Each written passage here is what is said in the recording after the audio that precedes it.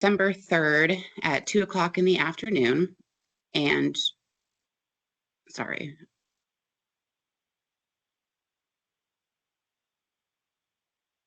Okay, so December 3rd at 2 o'clock in the afternoon, and we're here as a work group. So this isn't technically a rules advisory committee.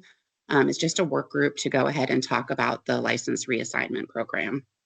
And the license reassignment program came about in 2022 from House Bill 4016, which basically allowed OLCC to reissue expired licenses to qualified applicants.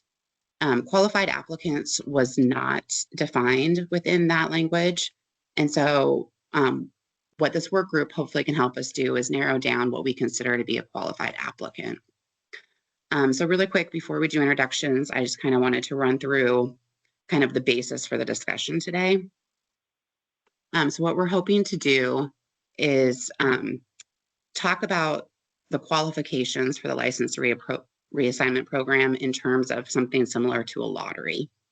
So the bill, when it gave us the authority to reissue these expired licenses, didn't give us any staff and didn't give us any sort of funding for this. And so to try to think of a way that we could go ahead and let people basically apply and then go through maybe a drawing to get their name pulled and then go through additional steps to get a license.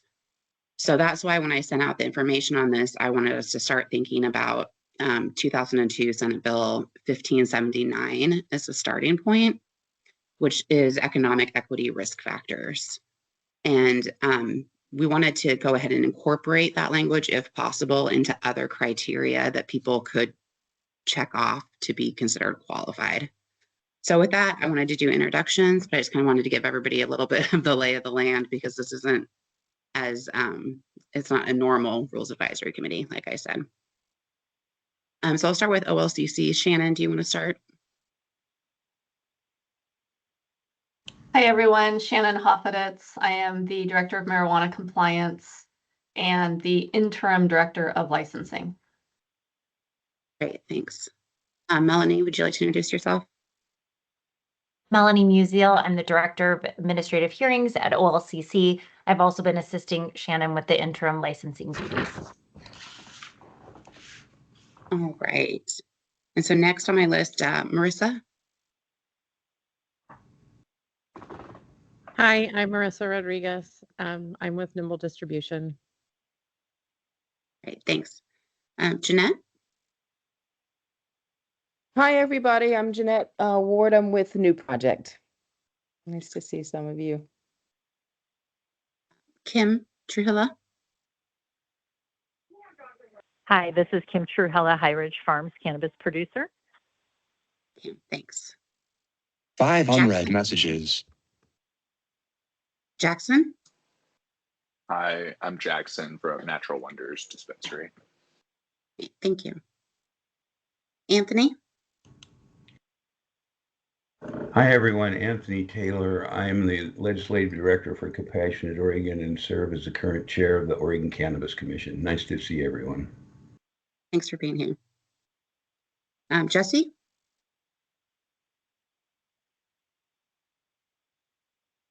Jesse Bonacue, Executive Director of the Cannabis Industry Alliance of Oregon. Thanks. Annie. Hi, Annie Rothrock, Senior Compliance Specialist for Wild. And Travell.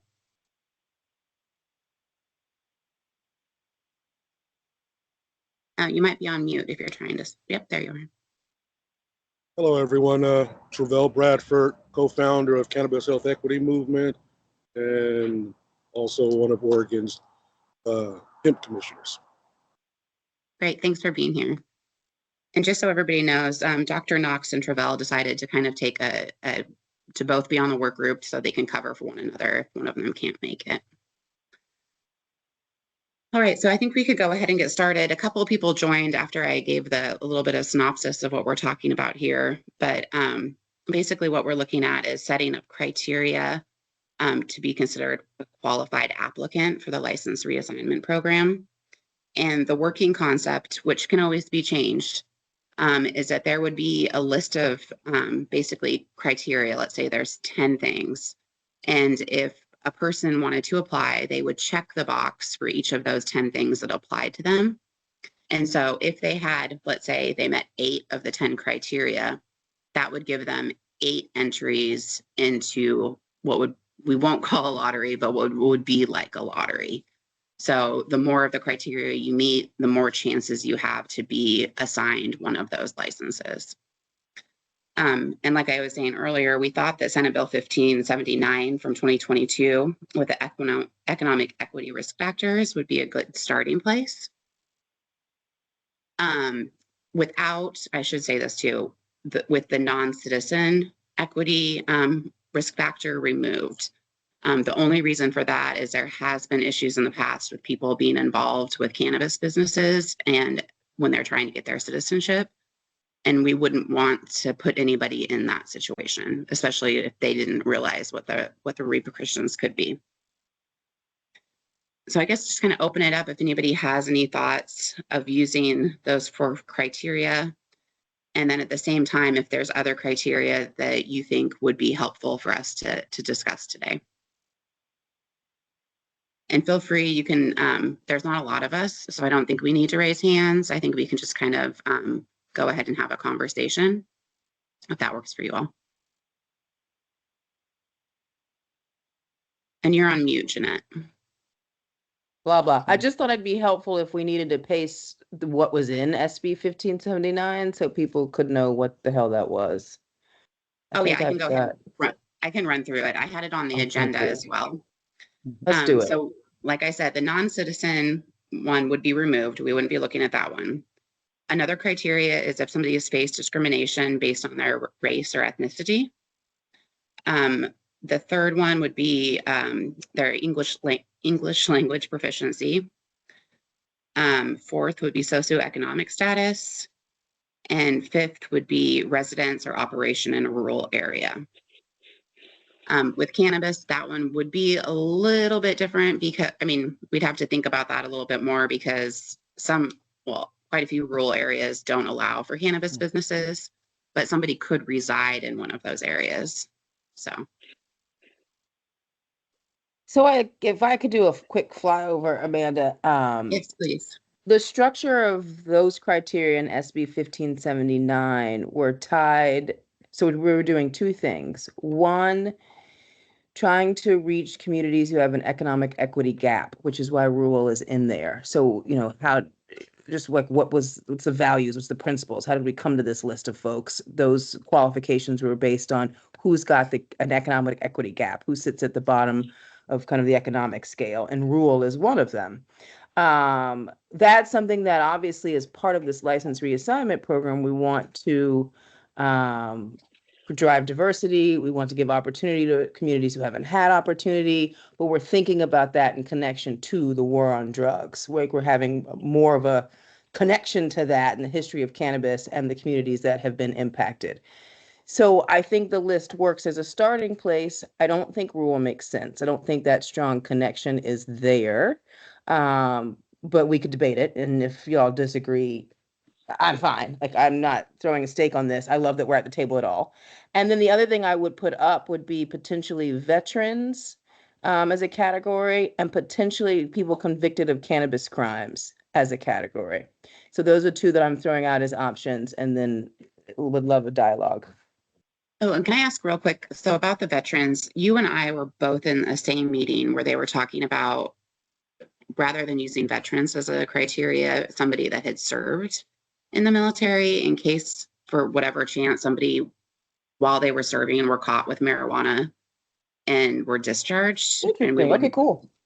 So I don't know how anybody feels about that, but when I heard that, I thought that was a good idea personally. Feel good about that. Yes. Yeah. This is Jesse from the CIO.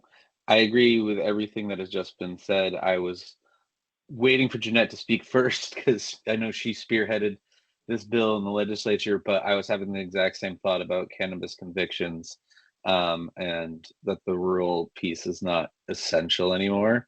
And I love the addition of the veterans, but Amanda, to your point, I think it's smart to say serve instead of veteran in case someone was dishonorably discharged due to the fact that they had a cannabis conviction or something during their time serving.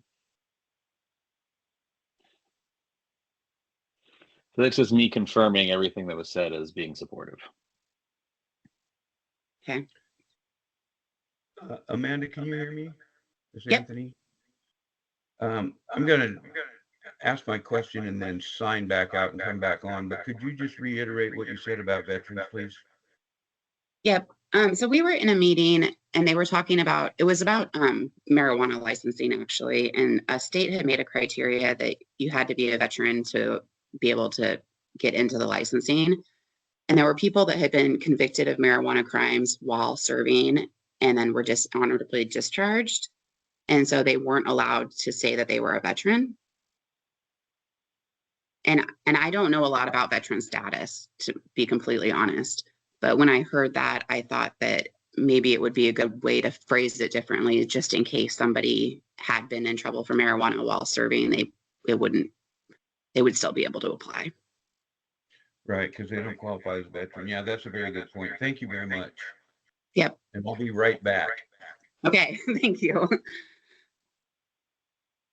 The other criteria I was kind of thinking of, so just this is kind of a little bit of history here.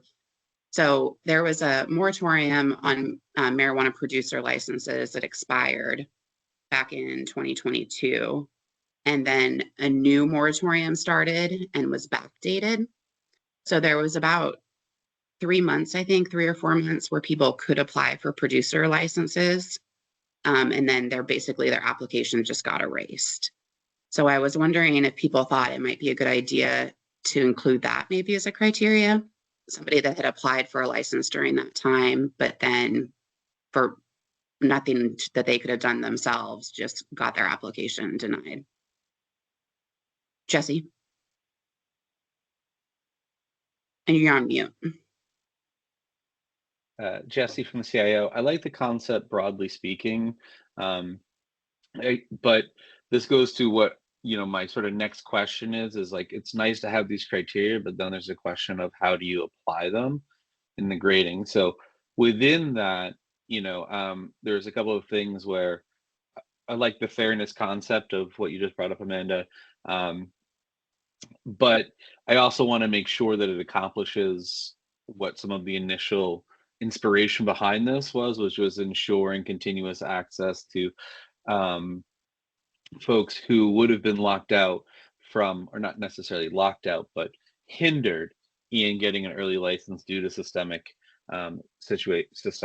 prejudice, biases, and prohibition. And so within that, I guess it's just sort of like, where would that be on the criteria? And especially because there are people who would fall into that category who have maybe 5 licenses today, right? That and so that was sort of things like, is there a way of grading it or prioritizing it so that we're just conscientious of the fact that just because you applied and didn't get one isn't necessarily treated the same as maybe being a person from a disproportionately negative, community that was negatively affected by the war on drugs, who didn't even have the chance because they were like, how would I even think about applying? And so just making sure it's balanced out with that core overriding inspiration behind why this was why we fought for this in the first place. Okay. Yeah, that's helpful. Yeah, to Jesse's point, I was thinking about maybe one of the criteria could be that they're not a current license owner. So they didn't go through that 3-month gap and then get a different license, or they're not building onto existing licenses, just so that variety that Jeanette was speaking to of diversification throughout the industry. Also, it's not just an opportunity for somebody who already has 3 licenses to add a 4th. Okay. I was also thinking one of the criteria could be that they're at least a 51% ownership resident of Oregon. that, you know, keep it in the state. And I have a concern about the lottery just in terms of the timeline. If a location is already needed for applying for one of these expired licenses, people lose a lot of money waiting for an application if they already have to have a location. Yep, and Annie, that's a really good point. Let me clear that up really quick. Okay. So the way the law stands currently, the OLCC is not allowed to accept applications for new licenses. So that's why we're calling this something separate. So for somebody to like, you know, meet all the criteria or meet some of the criteria and get entered into this drawing to be licensed, they actually would not be applying. So you wouldn't need a facility, you wouldn't need a Lux, you really wouldn't need anything other than, hey, I want to put my name in the hat. The concept we're loosely thinking about would be, it would be individuals that would be, not businesses that would be applying for the chance to get a license. And once the drawing happened and the people had their names drawn, then there would be, and this group will meet again, trust me, and we can talk about this in the future, but there would be like quite a long period of time for them to actually go through the licensing process. And that's kind of a way where we can be able to, you know, reissue these licenses without having a formal application, even though at a certain point, all the application materials would be filled out, if that makes any sense. Yeah. Do they have to have, then if we're just thinking of individuals, do they have to have like some sort of minimum level of funding so that it's not, you know, somebody, my brother with $10 deciding he wants to throw his name in the hat? Well, and that's exactly what we're here to talk about. Like, you know, and that's a great question. Or would it be something like, you know, you put your name in the hat, your name got pulled, you have the chance to be licensed. And so then you could go out maybe and find funding at that point because you have this opportunity to get a license that only, let's say, 15 other people have. Yeah. Yeah, I appreciate what you're saying, Annie. I do. And I want the state to come with money so that people can be equipped to actually make this work. I think. So the other thing that I know that they're thinking about from the OLCC is mirroring this or modeling this somewhat after their liquor program. And there is an assessment of kind of entrepreneurial readiness, which is not the same thing as funding. And so I think, you know, you can't say they have their funding because then we won't get diverse candidates. We won't get those undercapitalized folks who haven't had the opportunity. So they can't have funding. That can't be a requirement, but there is definitely an opportunity to pick folks who are bringing some level of entrepreneurial experience. So they're more likely. Cannabis is hard. We know how hard cannabis is, right? So we want people to have a shot.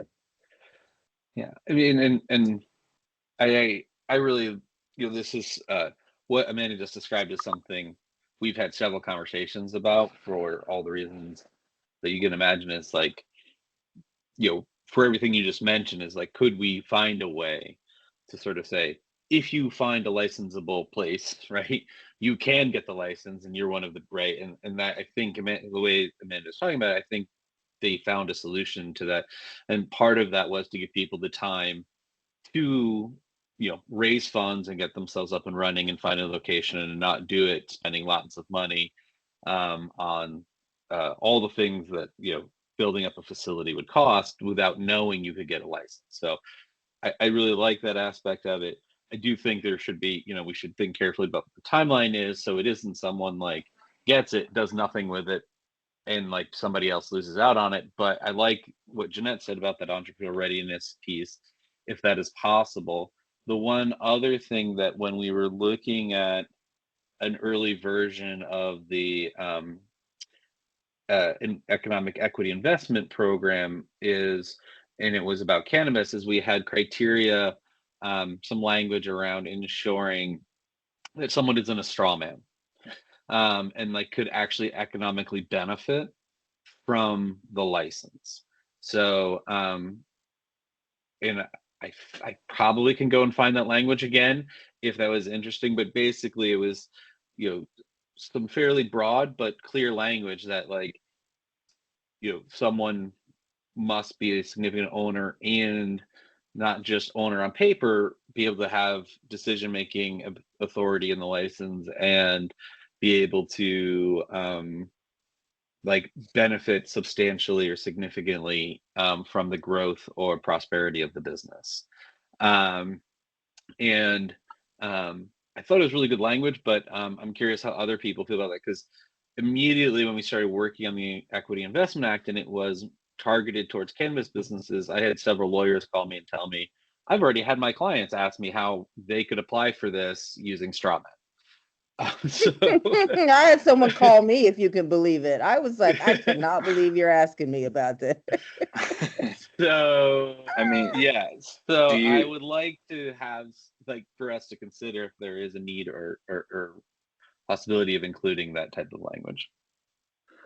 We must. Jesse, does the, piggybacking off of what you just said, Jesse, there, could there be language requiring individuals to participate in capital literacy programming or some sort of technical assistance to make sure if they don't have the money at the time, they're doing those things to improve, on the business side of it? I'm not familiar with the economic readiness concept that Jeanette raised earlier, but I think that would be that would I think it'd fall be into great. that category. I love that idea, Chevelle.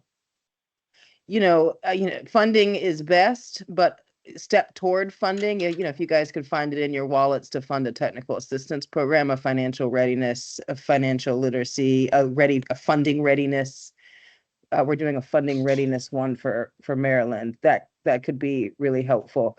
I would say though that we wouldn't put, so I agree with Jesse on straw man. I agree with Travell on technical assistance. And then I would add that I just don't agree on having the licenses expire. I wouldn't treat them differently from the other. We don't do that with our other licenses, right? Someone can get a license and can just, am I wrong, can just hold on to it? Do they have a date by which they have to get something done? I just want them to be as similar to the other licenses as possible and how they function. Yes, and I think so. I want to make a clarification, and then I have a quick question. And I think Jackson, did you want to add something real quick? You look like you were trying to talk. yeah, I just wanted to add, I had unmuted earlier actually just to kind of agree before Annie had mentioned the residency requirement, it's kind of a late approach to what everyone already agreed on at the start of this whole thing, which was a residency requirement. And I think that 51% local ownership could really, and I was wondering if you guys thought this would help address the whole straw man issue as well. If like the owner has to be a 51%, that doesn't solve that. It's the only people will still they will still try to straw man. They'll say, okay, who's our local owner that's going to be a straw man 51% owner? So I love 51% owner too. Let's put it in, and let's put in something to watch for straw man. Okay. Yeah, I think that was, those were the main things I was considering so far. So Oklahoma has. Oh, sorry. Go ahead, Annie. The way Amanda described it, the individual would be a resident of Oregon, but then any further funding that they received, they would still have to remain at least 51% owner or something like that.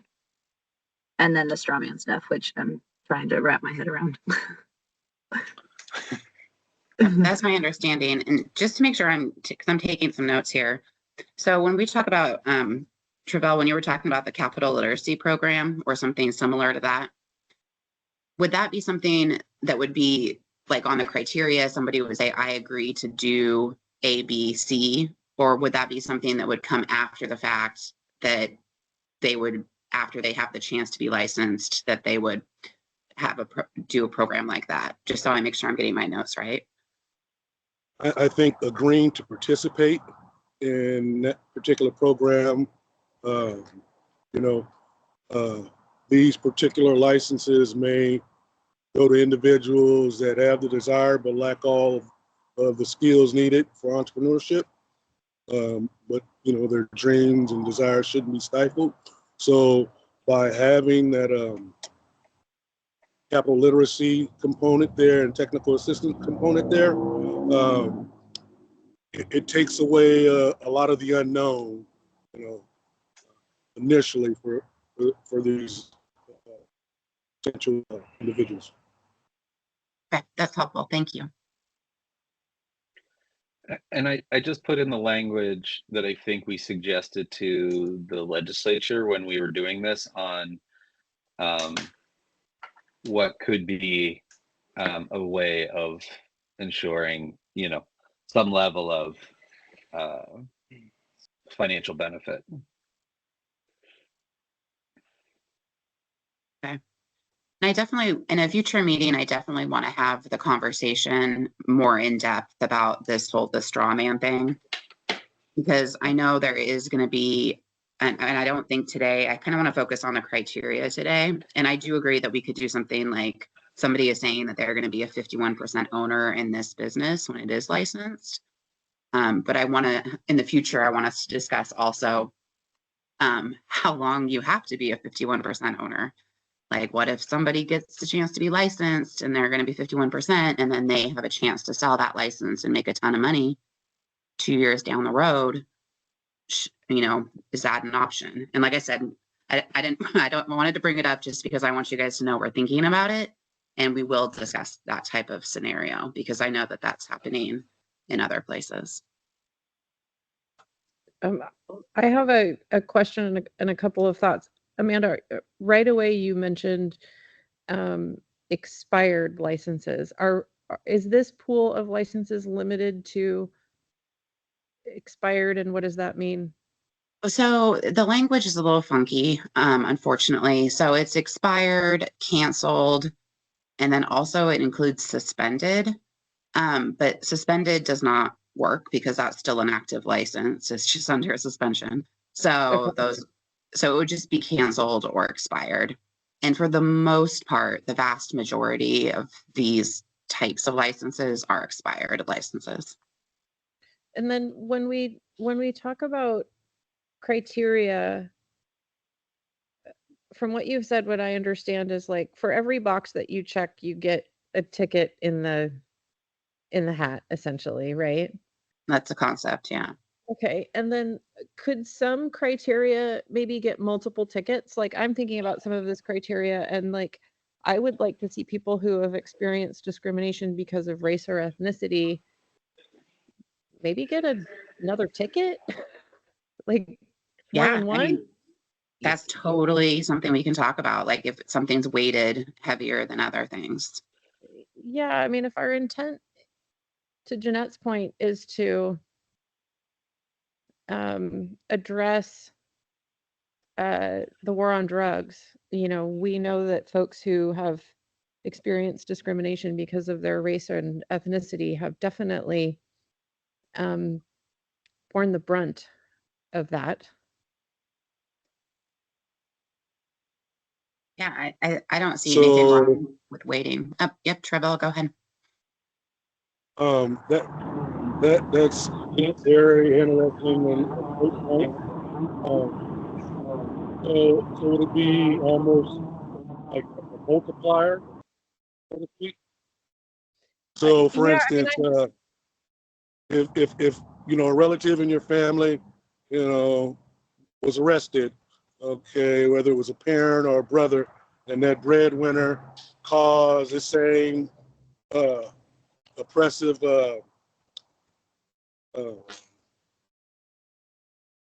life after all of that, compounding to the oppression because of discrimination and those things. So now it becomes a multiplier. So would it be, if someone had, 5 relatives that were arrested and locked up because of A, B, and C, does that multiply into, how can we verify these things? But I think a multiplier somewhat, because you do have individuals that suffer more intensely socioeconomically because of the war on drugs, as well as the mental side and the health risks. So, I mean, there's a lot of different potential multipliers to this wonderful formula that is being built right now.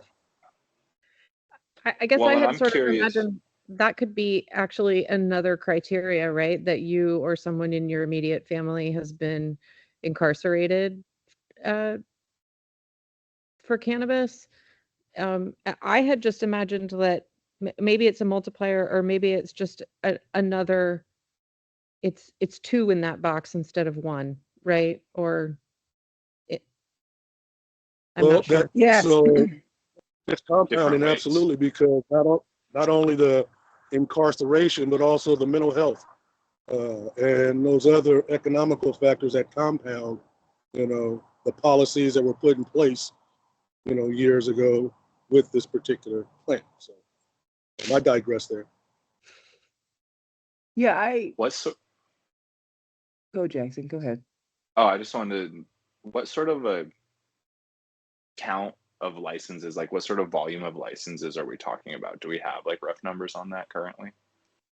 Yeah, there are actually quite a few of them. But I think what we need to do, and I'm sorry to keep doing this, I'm like in the future. But I think what we need to keep in mind when we think about how many of these licenses are going to be available, that there is a current cap on licensing. So we don't have the moratorium anymore, but we have the license caps. So the industry, when they got those license caps put into statute, basically, we're saying that we have too many licenses. We want to stop the amount of licensing going on. And so, but then with this, we're going to be adding more licenses. So I've, and like I said, this can change. I've always envisioned it as something that is maybe like an annual or biannual type thing, where we take, let's say, 20 licenses and go through this process. Because the way that I've always kind of envisioned this program working is that you wouldn't have to like, once you got the option to be licensed, you wouldn't have to get your license right away. You would get time to like find your location, raise funds, do all that kind of stuff, and get help from OLCC. Not that we don't like help our normal licensees or when people do changes of ownerships, but get a little bit more focused help from the agency if there's questions on how to, fill out our forms and things like that. I just think, okay, cool. Yeah. I just think the criteria, like how intense the criteria and how focused the weighting and everything is impacted by like how much demand and supply there actually is for the licenses. Like it's like, if there's enough licenses already and we don't have to be so overkill, like the people can just apply, then that's one thing. But yeah, I guess the math is going to get tricky because the new moratorium is like specific to each area, right? Based on, okay. No, it's not. It's statewide. It's statewide, and it's based on number of licenses compared to the people that are 21 and over population. And so, for example, in the whole state. In the whole state, yeah. So like a producer license and a retail license, those ones are probably in our lifetime, we're never going to open up based on this. You said in our lifetime. Okay, cool. I hope not. Yeah, but then processors. The criteria's got to be really good. Yeah, processors and wholesalers, though, those two license types don't have as many. And so those ones we will expect. I think it's wholesalers, I think, is the first one that we expect to actually go below that per capita number so that we would accept new applications for wholesalers. How would all this license, how would this reassignment of licenses affect individuals that wanted to vertically integrate and have, production, processing, retail, and other ancillary services? Would they be limited? That's a good question. So somebody had mentioned earlier that one of the criteria could be not a current license holder, but maybe one of the criteria is somebody who has a producer license and wants a retail license. That could be, our criteria, since people are just going through this and like checking boxes, and like we said, some of them could be weighted possibly or multiplied, but we could have conflicting criteria in there. So maybe somebody who's not a licensee would check a box, and that somebody else who is licensee would be able to check a different box. And that's definitely, there's no rules against it. So I think that makes sense. I think, let's yeah. but like, if I'm understanding this correctly, an individual comes in, there's a producer license available. They get that producer's license. And from a brand recognition standpoint, building their brand and wanting to go vertical, will there be limitations or restrictions in their business model, especially if we're going to potentially have those technical assistant supports there as well? Or is it just, okay, hey, we got some licenses and you get a producer's license and you're a poor farmer, then what? Now you put bad medicine out in the market or other things. I would think we want to be able to like bookmark things or, on both sides to kind of prepare for that.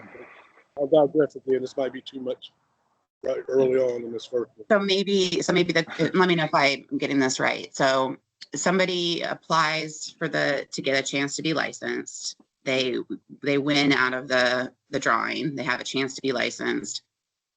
With that chance to be licensed, they would also have the chance to get an additional license in a certain amount of years if they wanted, something like that.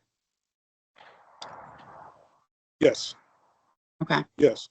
In order to continue growing their business, they may start off in retail and then decide on getting in production so they can manage their product, quality control of their product. Go ahead, Jesse. I'm sorry. I'm not trying to.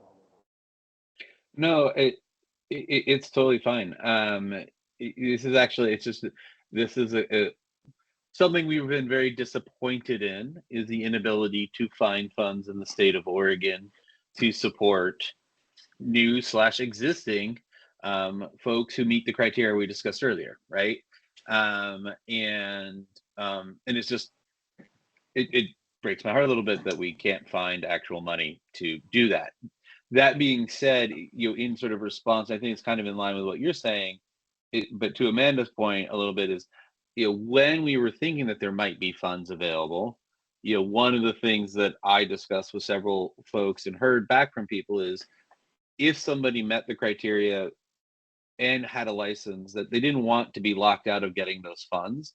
And I think that there is some similarity of that, of like, before we necessarily worry about bringing new people in, I think it's just as valid to be supportive of the people who meet the criteria who are already in there.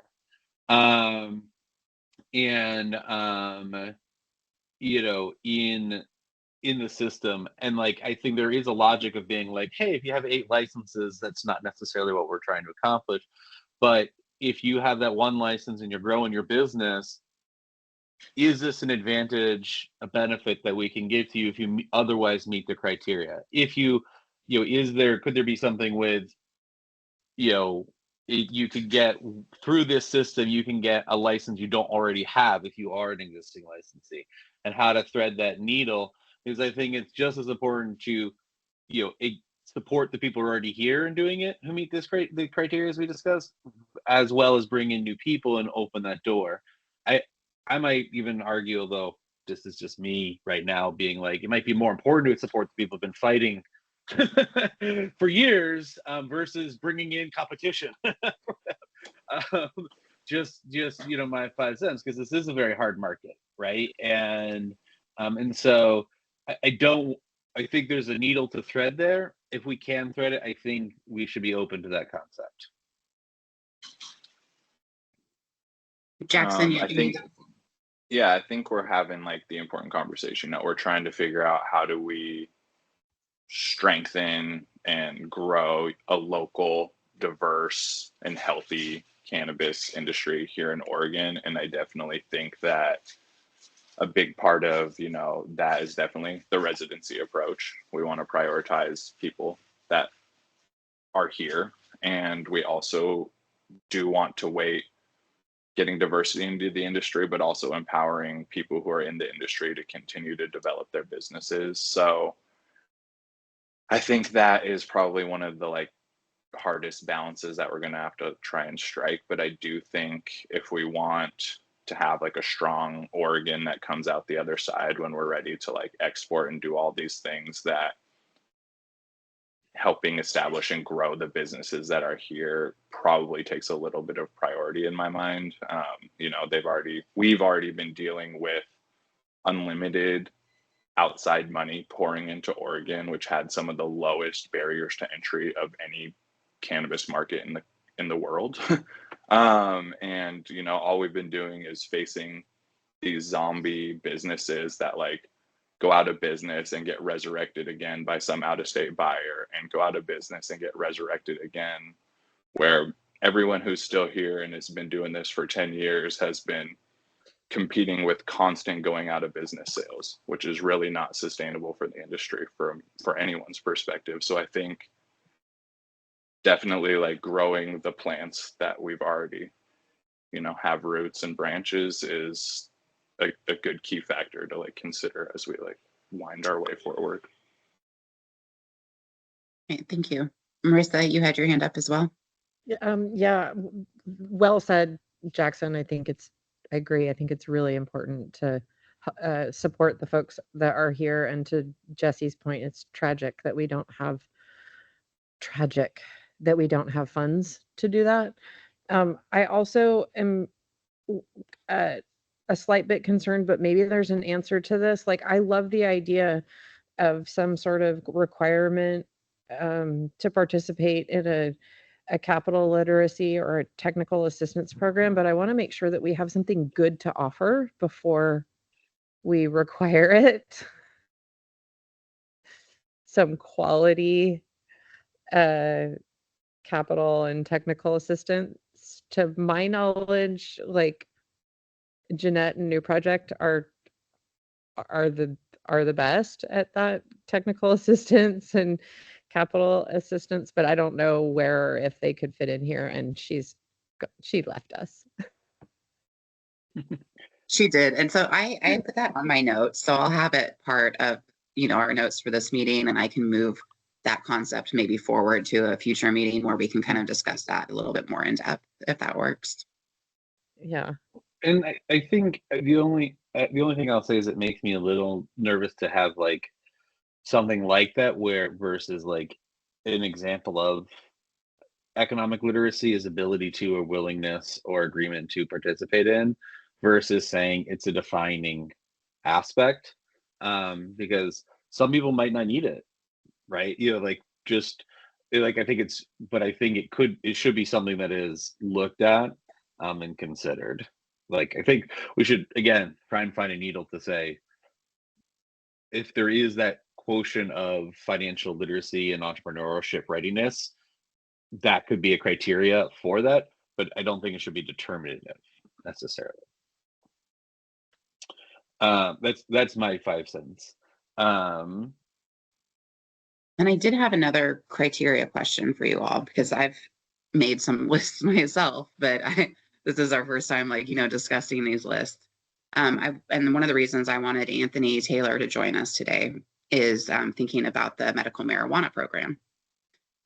Would we want to include people who possibly had been involved or are involved in the medical marijuana program, and for whatever reason were not able to join the adult use system, or maybe somebody who wants to be in the adult use system but is going to have some sort of like plan in place to provide low cost medicine for cardholders, something like that?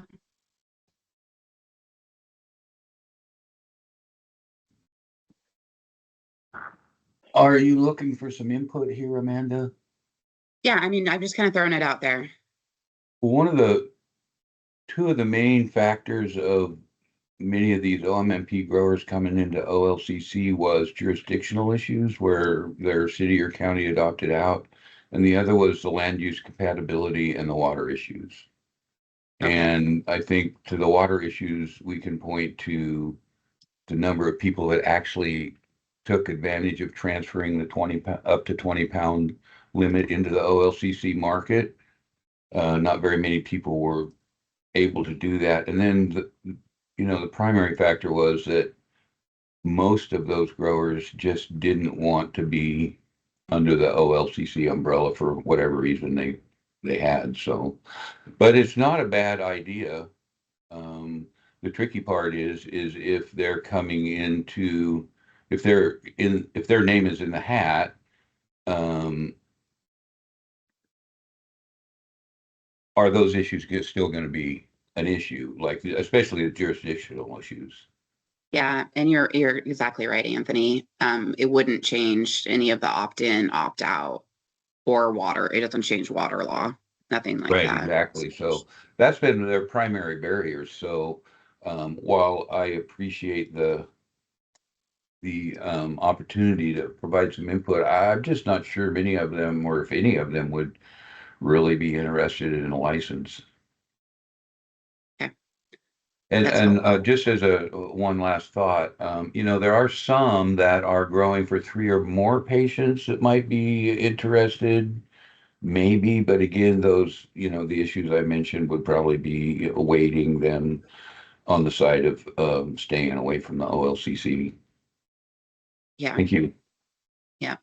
And when I was thinking about it with the, agreeing to, have low cost product available for card holders or something like that, that would be kind of hard to enforce on the OLCC side because yes, somebody could say, check, I'm going to do that, get their name in the hat, get a license, and then be like, never mind, I'm not doing it. And we don't want to get in a situation where we're like, here's, you get a chance to be licensed, but wait, we're going to take that away. So we kind of, I see where you're going with that. And I appreciate the feedback, Anthony. Sure. Happy to. There are some states that require to have the retailers to have a certain percentage of their inventory designated only for consumers, or only for patients, sorry.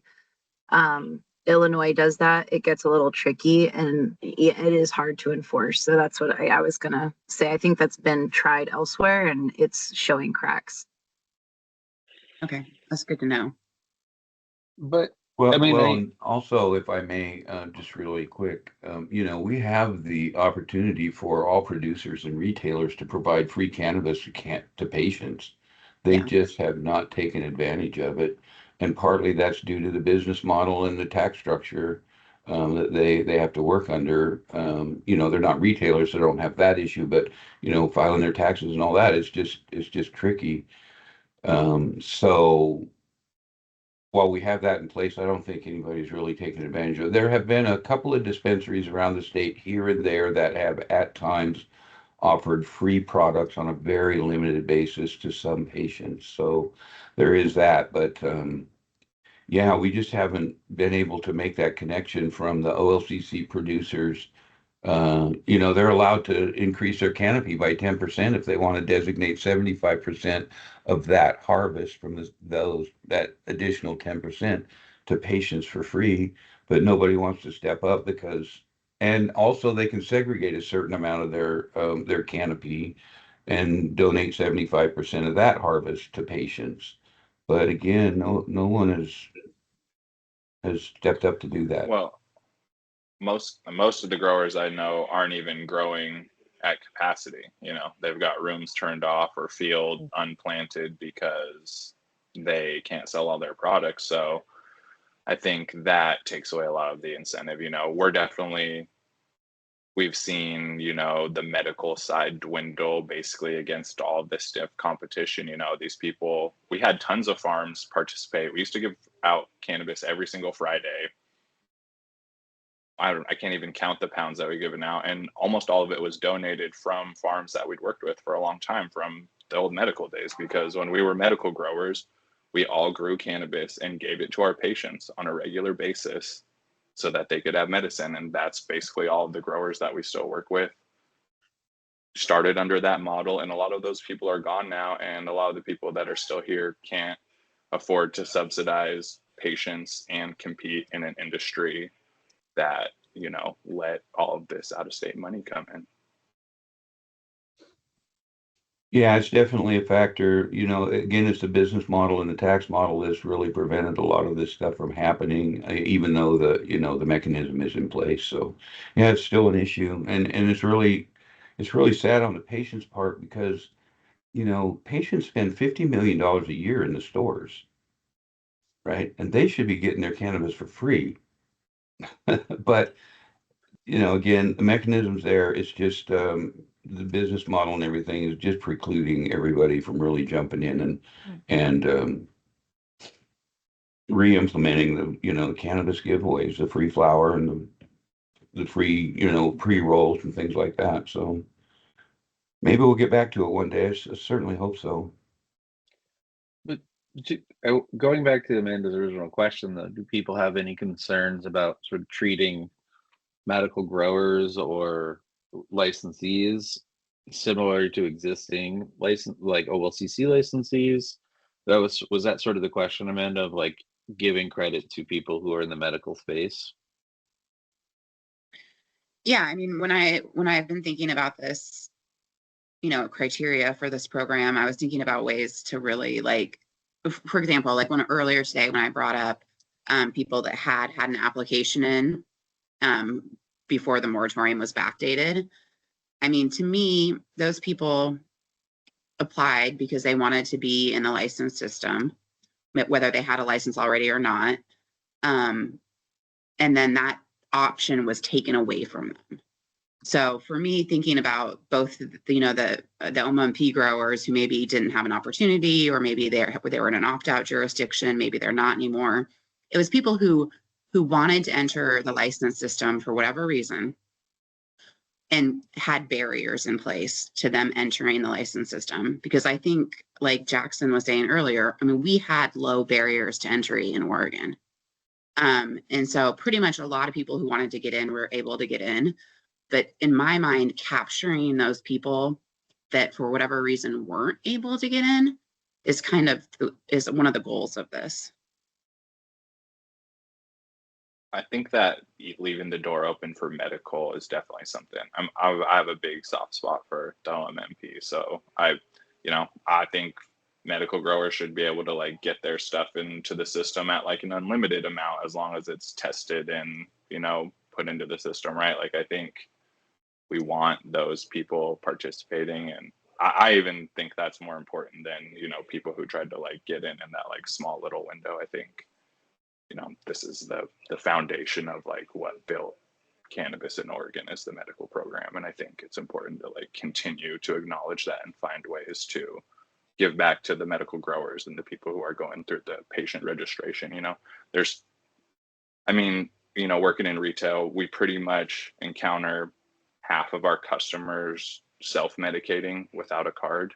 And so the people that go through the effort, like we always do as much as we can for patients when they come in. It's like, yeah, we do tax-free, but there's also like a standing much larger discount on top of that. And yes, we can give you stuff to try because you went through the effort of getting your card. So that means like, here, you can try this product and it's free and like it doesn't get messy with OLCC. Like there's definitely some things we kept in place so far, but I think keeping that priority of like medical is important and patients are important and cannabis is medicine is like a key feature. Just a quick point back to Amanda's point about some of the OMP growers that may have wanted to get in, but there were barriers that may have been removed. For instance, in Klamath Falls and Roseburg, they have opted back in. So there may have been a grower or two in those cities that wanted to but couldn't. But they've probably fallen away. But that would be the only change in jurisdictional issues, I would think. Yeah, so that was my comment. Thank you. Thank you. All right. So other ideas for criteria that maybe we haven't got to yet? I like everything we've talked about so far.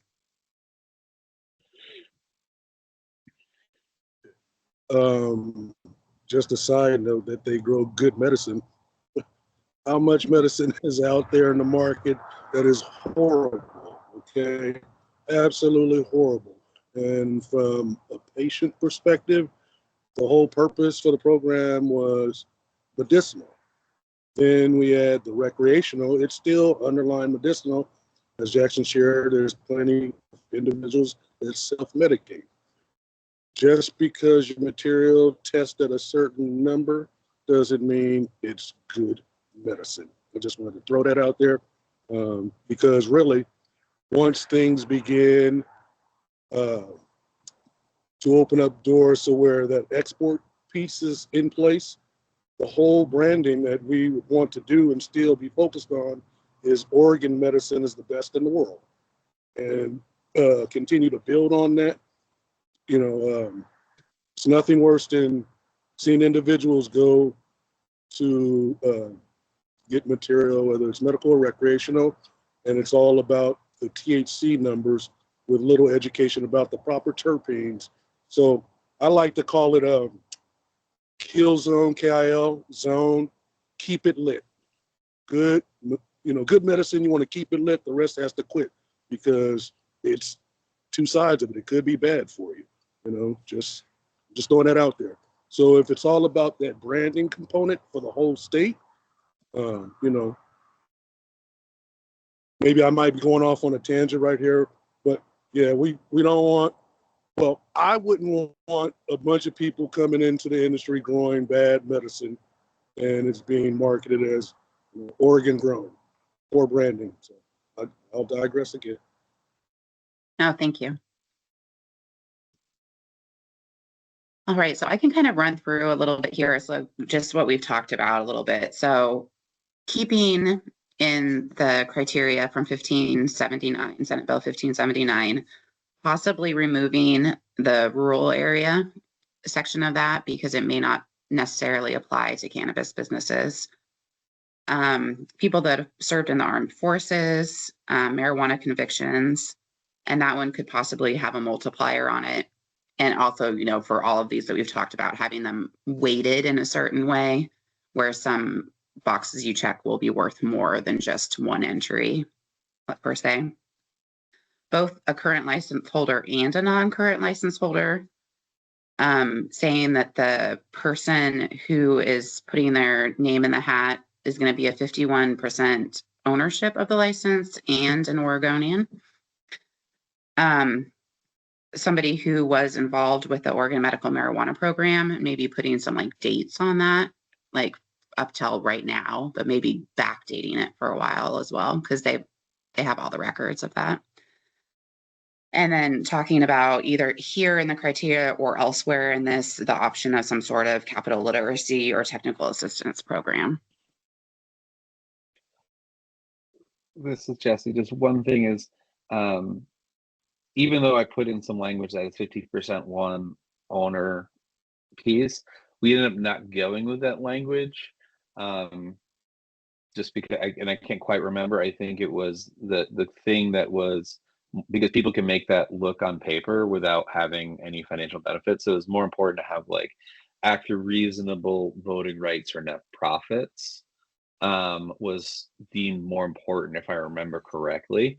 So it was because what they'd seen is people get caught up in the 51% ownership, but then the contract is structured in such a way that that person still has essentially no way of benefiting or control over the company, even though they're 51% owner. Can we put both those things in there? Yeah, and we can word it. We can talk about kind of how we want this to get laid out in the future. The one thing though that I would just say and we can change the way that you get scored or how you get entered into the drawing, but there is a chance that somebody who's not an Oregonian and not planning on owning 51% of the license could meet 4 or 5 of the other criteria and possibly get drawn in the drawing. So just by having those listed as criteria wouldn't guarantee that a person that checked those boxes would actually get pulled out of the drawing. two things on that. Can we I mean, we get to like choose the weight, so we could like weight it in a way that like if there's locals applying, basically there's no way that someone out of state could defeat them. And then also I do think it's important to consider, like, you know, with the moratorium and this whole process and everything we're doing, like we mentioned earlier, the resellability of the licenses, you know, it's like not a real thing, but it is a real thing. And I think trying to address that in this process, like it's kind of hard because like the cat's out of the bag, you know, it's like we're so far down this road, but I still think just like the residency issue, it's worth trying to maintain a little bit. And I think, you know, putting a timeline on it of like X amount of time or until like interstate commerce with cannabis is allowed, you know, that the license, you know, one or the other, you know, shouldn't be able to be transferred into new ownership or sold for whatever type of gain. Because I don't think the point is to like get locals to be able to buy licenses and flip them to like out of state people. The point is to build local business. So I think the best ways we can address that is like the best ways we should go forward. Okay. And we definitely can weight them. And another option too is, you know, making some of the criteria mandatory. Like you can only enter if you meet 5 of these, and then everything additional is just like extra bonus points in the drawing. We could do that. The one thing I would, and this is just something for us to keep in mind, like nothing we have to decide today. I know I keep saying that. But a lot of states that have had like, in this sense, this isn't technically like an equity program, but it is pretty much. And so states that have like had these, that have made citizenship a requirement, normally get sued, which means that they don't actually get to issue those licenses. And so, and that's not saying that we can't. I mean, we can do it too. There's no rules about it, but it's just something we should keep in mind about, you know, how we want this to kind of roll out, knowing that that could be an option for some people. Marissa? I'm inclined to agree with Jackson and the spirit of like not flipping licenses, but I also want to be mindful that we don't hinder someone who quickly grows something awesome and has the opportunity to do kind of exactly what we're hoping to do here, right? Is like help build generational wealth to try and undo some of the harm done by the war on drugs, right? And so like if we have someone who's remarkably successful in a short period of time and has an opportunity, I want to be careful that we don't wind up costing them more in the long run because they don't get to make their exit at the most opportune time to make the exit. But I also understand the concern of like, we want to make sure that we're offering real opportunities and not quick cash. Right? Is that what you're going for, Jackson, when you made yeah. Yeah, pretty much. Like I think, and I definitely understand that. It's like, yeah, you know, everybody's goals are different, and like some people want to build a business and flip it and like try to do it again. But I guess like I don't prioritize those people in this process personally. You know, we're just having frank conversations, so I'm just like, yeah, like that's cool, that I do but like either, but I'm such a hometown person. Like I'll drop a brand if they sell to an out-of-state company. I'm like, cool, that's cool, good for you. I'm gonna help someone else get shelf space and be successful in this industry. So that's like my whole general premise. So that's always gonna be my type of answer on the topic. But I understand everybody has different like approaches to the business. Yeah. All right, Annie. Poof, it's Annie, you had your hand up too.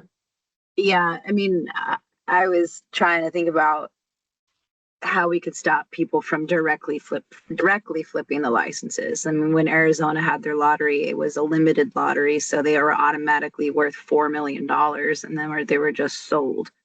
So having a limited lottery of only like 20 licenses a year because staff is limited because you didn't get extra funding for this new program, essentially, that will just on its own make those licenses worth a lot.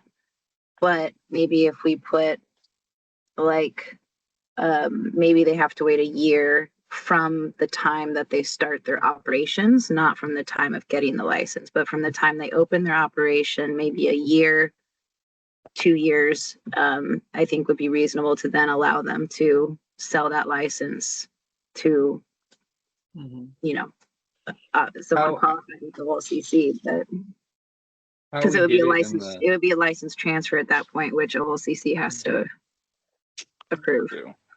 How we did do it in the first, we're never going to have a perfect thing. There's always going to be something we're slightly unhappy with because America. But some of the concepts we were playing around with this when we were like talking about when we were initially hoping to do something like this to the legislature with funding was you couldn't sell it for, I think it was like 2 years, and then there was like, and then you had to sell it to somebody who was also like 51% met the criteria, 51% BIPOC or something like that, for like the next 3 years, and then after that it just has its own life. So it's sort of a balancing. I'm not saying that was just one of the concepts we were talking about. It wasn't, I don't think we actually finalized it, and I think we just ended up saying like 2 years, or you have to sell it to somebody who meets the criteria as well. But but I also would say we're not Arizona though, in the sense of currently licenses are going really cheaply. There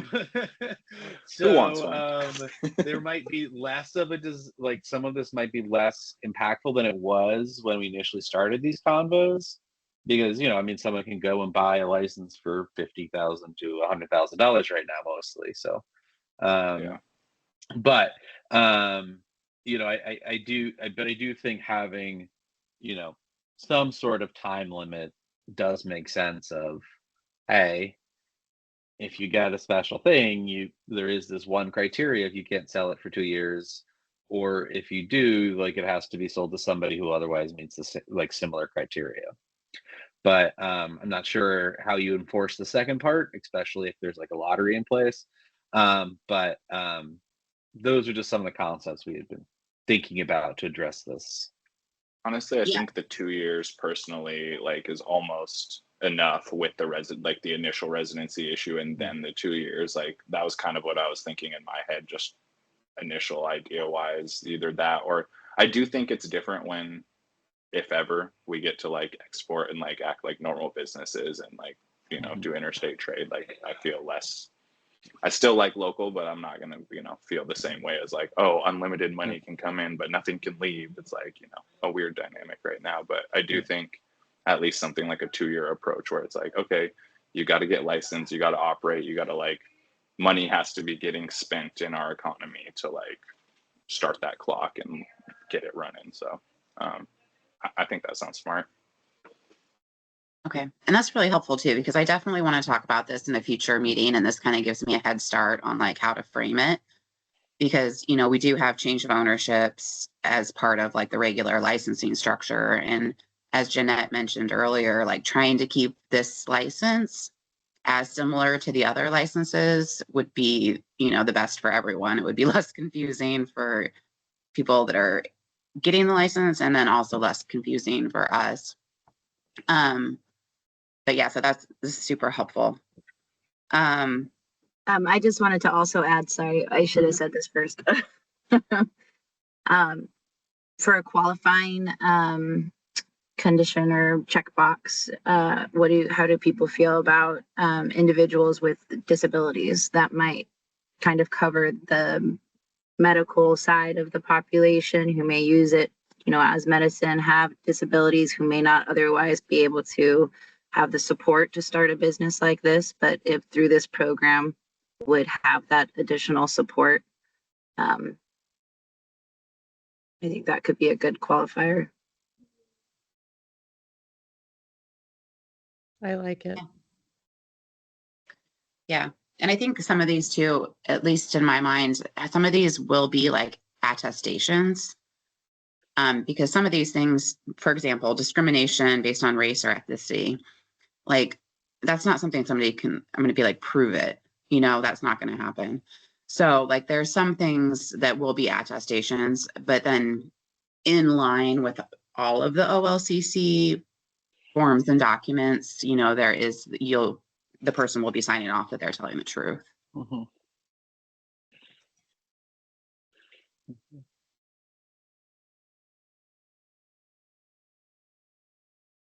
That's great. So anything else?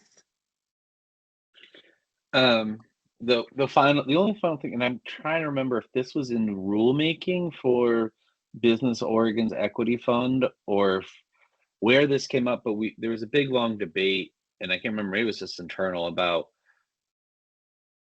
you know, talking about this, you know, sort of saying when we talk about race and ethnicity, having it be like putting in a criteria for disproportionately affected by the war on drugs.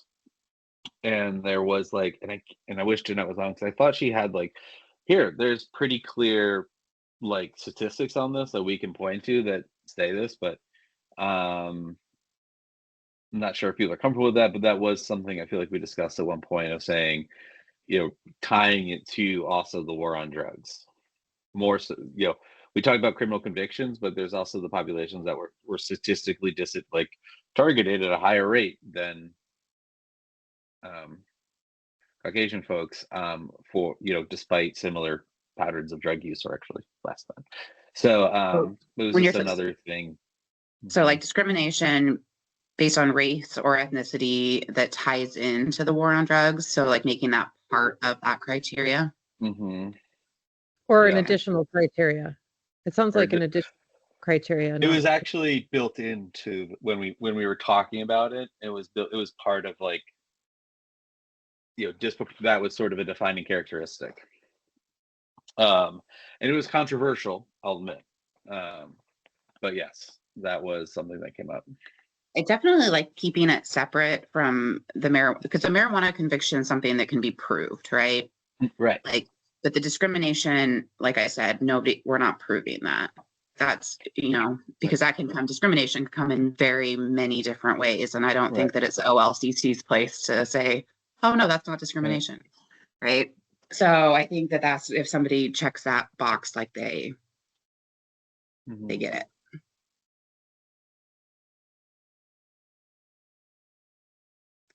But I'll make a note of it, Jesse. Yeah. So we can move back. Because and I think it was trying to thread this needle of like, how do you say? So it was like, it was sort of adding this idea of saying population living historically, you know, disproportionately affected by cannabis prohibition. Didn't Washington try to do that with their social equity program, where they based the number of social equity licenses on the proportion of the population of that county or city? It was very complicated, and they're still working on that program. It's been like 4 or 5 years. So if we do go that route, just don't make it so complex. Yeah, no, this was more of like a broad statement of saying, how do we prove discrimination? Was sort of saying, are you part of a population that was historically targeted by the war on drugs at a disproportionate rate? Qualifier, not too much more complicated than that. Yeah, we can't do ours too much like Washington, because first of all, they had a lot more money to do it, and they had help of the universities and like, you know, mapping and all that kind of stuff. So they have a lot of resources that we do not have. So, and I think they're also in a lawsuit to see if any of it survives. Yep. 5 years down the toilet and all that money. Yeah, I mean, and that's something I think we just need to be realistic about. That's probably going to happen to us too.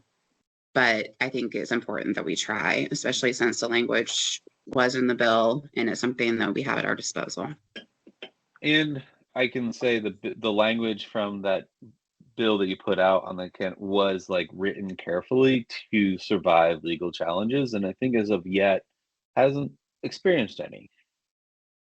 Are you talking about 1579? Yeah, was that the Equity Investment Act? Yep, it's my understanding that grant money did go out. So at least last I heard about it. So I don't think there's any legal challenges.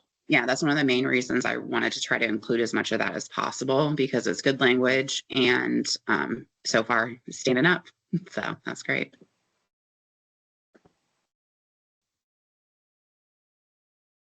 All right, any other ideas while we're on? We don't have to stay the full 2 hours. I just wanted to schedule it so we had plenty of time. Oh, I thought we were over, so I'm like, oh. Yeah, I was just gonna say my battery is dying pretty quick for Yeah. some reason in this booth, so I might drop. On the financial literacy topic, like, is there any opportunity or ability for us to, for you guys to partner with like any of the universities on the financial literacy component? Like, I feel like, you know, I don't know how in depth everything's supposed to be, but it seems like an online course would be, you know, like sufficient. You know, I don't know. I mean, I experience it all the time. Like, I have so much learning and help to do, but it's like, at least I went to business school. You know what I mean? It's like there's people out here just guessing their way through everything. So I think, yeah, some sort of foundation of like something would be great. I have a connection to the dean of the MBA program at University of Oregon. We should ask him I'll in ask general. her Where's our if she has cannabis? any- Where's our cannabis course? Yeah, if she has any interest. She's really quite remarkable, actually. I'll make a note to reach out to her. It might Actually, be something just aside from this that she would be willing to put together. Like, she does a lot of just like educational series for regular folks based on business, and maybe that's something that she would be interested in hosting. I mean, it's like, you know, in the industry we have this workers permit, and it's like doesn't catch everything, but it's like, we want you to have like a little bit of knowledge. Like, can you pass this open book test? And it's like, can we at least have like an open book quiz that like you can watch a video before that like the BA 101 teacher at PCC did for us, and then you watch it, and at the end you like answer the questions, and like if you didn't get them right, watch it again. Like, it's right there. Like, you gotta get this basis in, you know? Yeah, I don't know if we covered this or not, but also experience in cannabis as a criteria. I mean, like, Yeah. like, you know, I mean, there are people who came in, and I've talked to them, and they're like, oh, I came from this world, but you know, end of prohibition, so I just applied for the license. I'm figuring out as I go. I hired X to run my farm, and oh wait, they don't know what they're doing, and you know, and it's like they literally had zero experience with the plant before they got their license. So I don't know how people feel about that, but I feel like maybe that goes to sort of that, you know, entrepreneurial like you know, readiness question. But I do feel like this is not an insane criteria to incorporate. Okay, but to push back on that, how many owners do you know actually grow their own cannabis versus hiring a grower? A good number, but it's not trying to say necessarily grow. It's just they had zero, like they weren't even cannabis consumers, right? Like, you know, there's like, I'm not trying to say you need to know how to grow the plant. Some, you know, you know, and I wouldn't necessarily even want it to be a determining factor, like one of those 5 of like you're excluded if you don't have it, but it does seem a little. You want cannabis people in the cannabis industry is what you're saying. It could be a criteria that would indicate, you know, a likelihood of success. Like, you know, I don't know. I think that, like, again, because to Annie's point, like, you don't necessarily need to do it, but I've sometimes been surprised at some of the conversations I've had with consultants and some of their stories about the amount of education they're doing for their employers or contractors in relation to cannabis. You know, we require our workers to pass a test. There's not any reason we shouldn't implement some kind of qualifications like that, criteria like that for For an owner. prospective business owners, for instance, going back to the medical side of things, a lot of the dispensary owners don't even know that they can give cannabis away to patients or how it works when you enter it into metric. So the educational aspect of it is really important. And I don't know how you work that into requirements or criteria, but it certainly is good to have people that know about cannabis and are familiar with the statutes within the state. So that'd be my comment. Thank you. I guess part of what I was also thinking is there's a lot of people with cannabis permit holder cards, and this might be an opportunity for advancement that they otherwise might not have. Okay. Marissa? Yeah, I mean, I don't know how applicable this comment is to this conversation, but to the point of folks not having the history, the background, the experience that may be needed to be successful once they are licensed. I interact with every license type, dozens of them a month, so many over the years. The majority of the ones that have concerned me, or I should say what doesn't concern me, someone to Annie's point who is buying a farm or investing in a farm and is not, or to Jesse's point, I think it was Annie's point, sorry, and is not necessarily the grower. Like they have the business savvy and the self-awareness to understand that they don't have that skill set. But they also have the savvy to know that, like, hey, I'm not maybe going to be the grower, but I'm going to run this business and I have the ability and the know-how and the resources or the network to figure that out.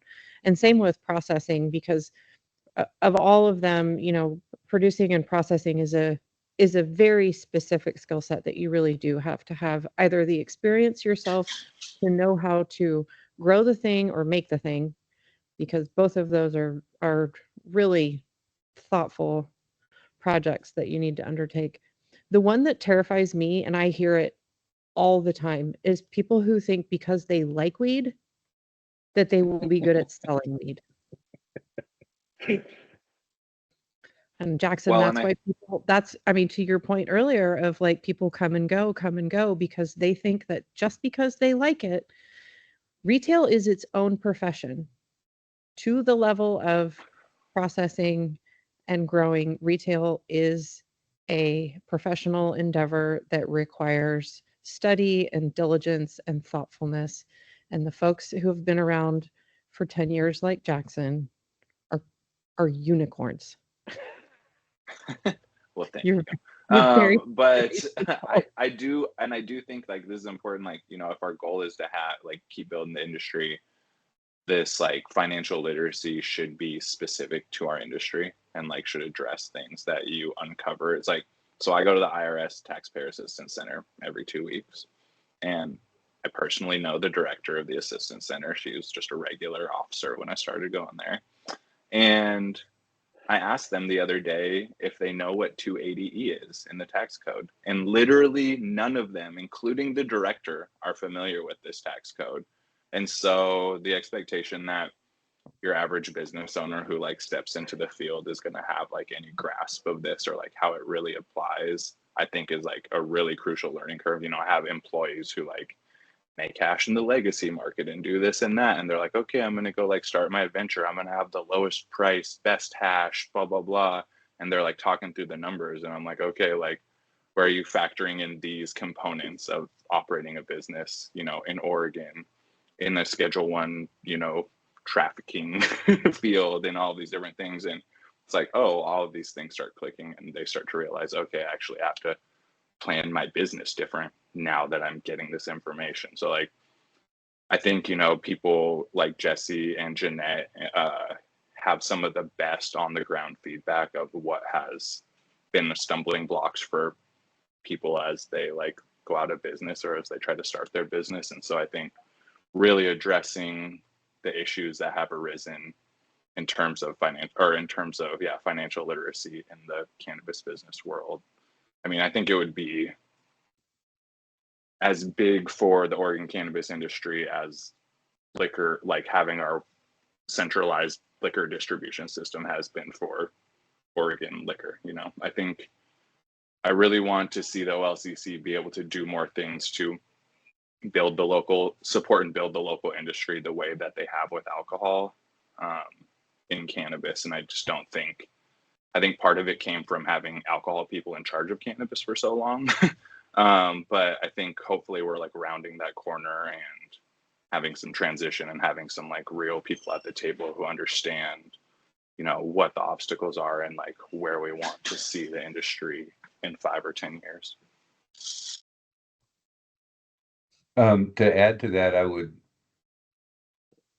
you know, what I saw when we first got the medical only dispensaries was that I think Jackson's point was that someone's point was that everybody just wanted to sell weed to their friends and they didn't care if it was going out the back door or the front door. And so there wasn't any real strict regulation and tracking. And most of them didn't have the business acumen that it takes to run a business. They didn't know about OSHA. They didn't know about quarterly tax reports. They didn't know about all of that sort of stuff. And so when they said, oh, we can't sell to just patients anymore, we can sell to everybody, they jumped into the licensed regulated system and not knowing anything about those items I just mentioned. And that's what got us into the situation with all of these retailers getting behind in their tax payments.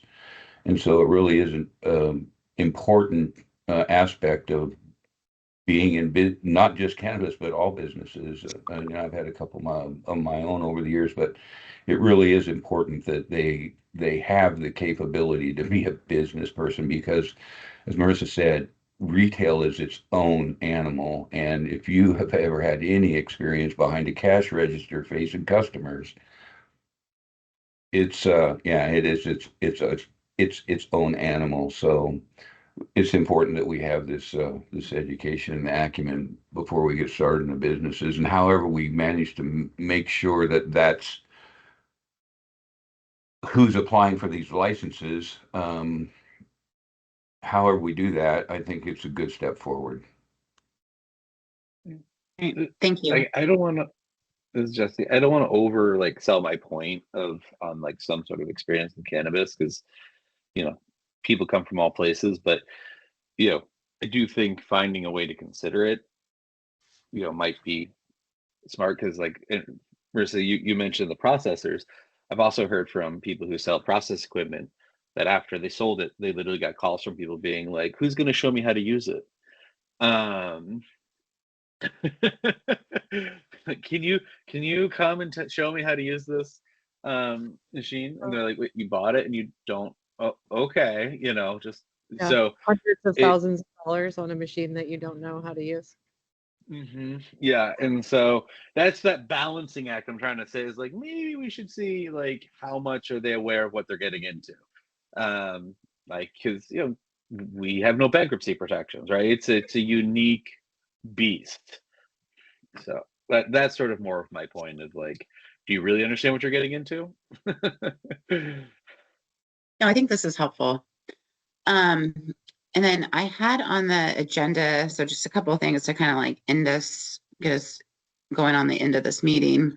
I did have a public comment period listed on the agenda because a few people had, you know, wrote in and wanted to be part of the work group, and I didn't want to end up with like 40 people or something like that on the first day. So I was kind of like trying to keep it limited. There's only one person, maybe person, I'm not even sure. There's somebody listed as a meeting guest on this that has a picture of all of us sitting in like a amphitheater or something. So I don't know if that person wanted to make any sort of public comment based on what we've been talking about, if it is a person.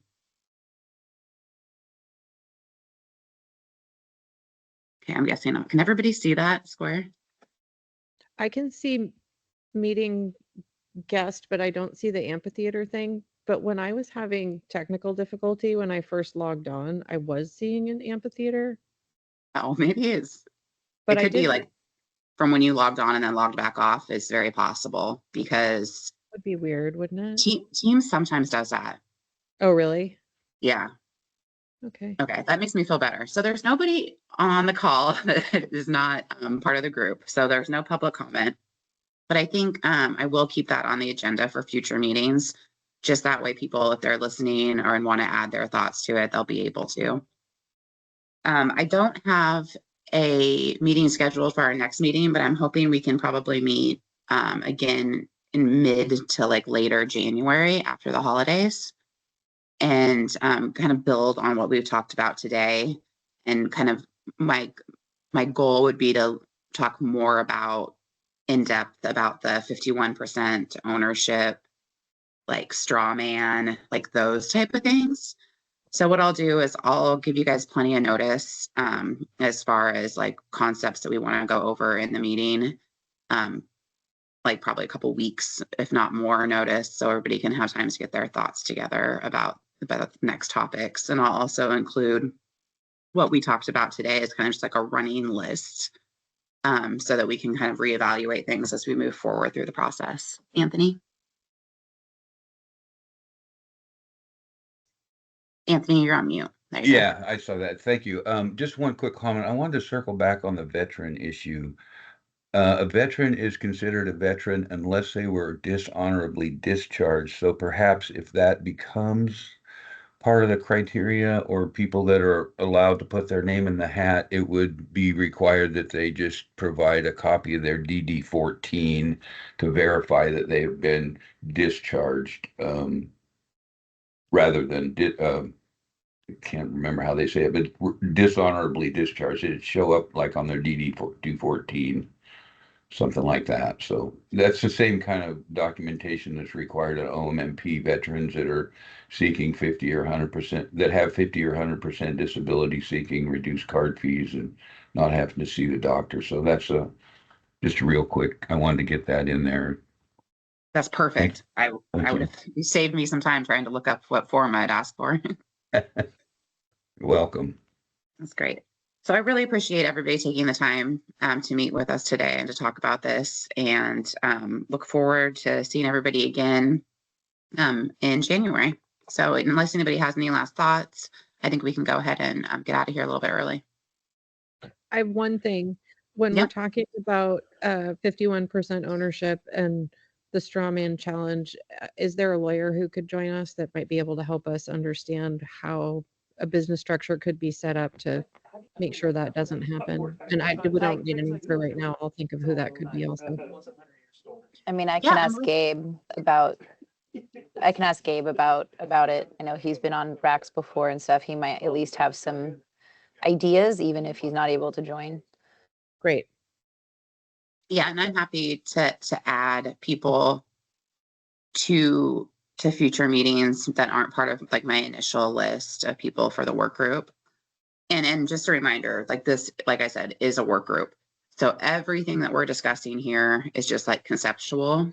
It would have to go into rulemaking, have a formal rules advisory committee, have a public hearing, have public comment period. So we are really in like the initial steps of like what this program could look like. Got it. So that said, thank you. Really appreciate you guys taking the time, and you'll be hearing from me after the new year. Have a nice afternoon. Thank you. Yep. Thank you, Amanda. Thank you, everyone. Bye. Thank you. Appreciate it.